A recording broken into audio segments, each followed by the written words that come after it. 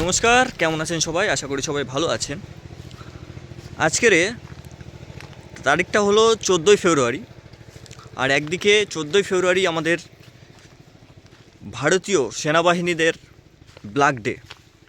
এখন কিছু কিছু মূর্খ পাবলিক আছে, আমি এই বিষয় নিয়ে ভিডিও বানাতাম না।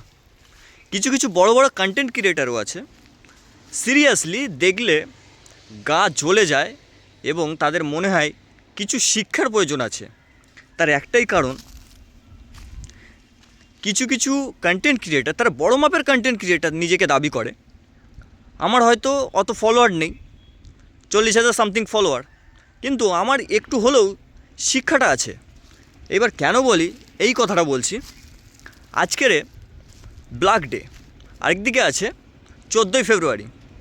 কিছু কিছু কন্টেন্ট ক্রিয়েটার, কিছু কিছু খুব অত্যাধুনিক, কি বলবো, ভদ্র ভাষায় তাদেরকে গালাগালি দেওয়া যায় না, অন্যরকম গালাগালি মুখ থেকে বেরোতে ইচ্ছা করে, কিন্তু কিছু কন্ডিশনের জন্যে, এবং আমার পরিবার ভিডিওগুলো দেখে তো, এবং আগের মতন আর ঠিকঠাক ভিডিও বানায় না, তো সেই জন্য গালাগালিটা দিতে পারি না।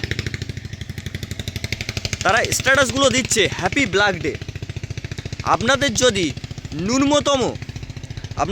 ন্যূনতম জ্ঞান থেকে থাকতো, তাহলে আপনারা এইভাবে হ্যাপি ব্ল্যাক ডে লিখে স্ট্যাটাস দিতেন না।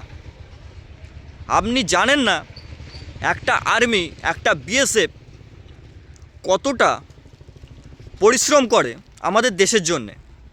আপনাদের ন্যূনতম জ্ঞান ধারণাটা নেই, সেই কারণে আপনারা এইভাবে স্ট্যাটাস দিচ্ছেন, ভিডিও আপলোড দিচ্ছেন হ্যাপি ব্ল্যাক ডে বলে। আপনাদের শিক্ষার প্রয়োজন আছে, সিরিয়াসলি আপনাদের শিক্ষার প্রয়োজন আছে।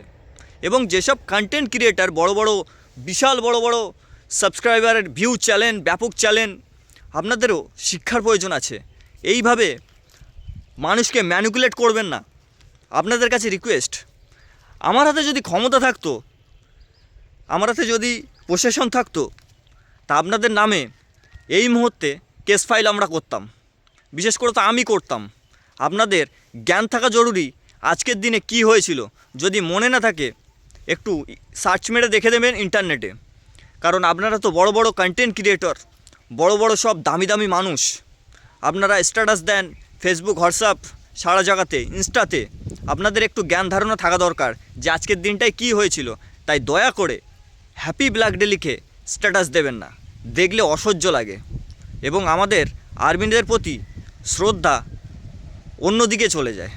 তাই অনুগ্রহপূর্বক এবং অনুগ্রহ করে আপনারা এইভাবে স্ট্যাটাস দেবেন না, না হলে এর পরিণতি কিন্তু ভয়ঙ্কর হবে। ধন্যবাদ, ভালো থাকবেন, জয় হিন্দ।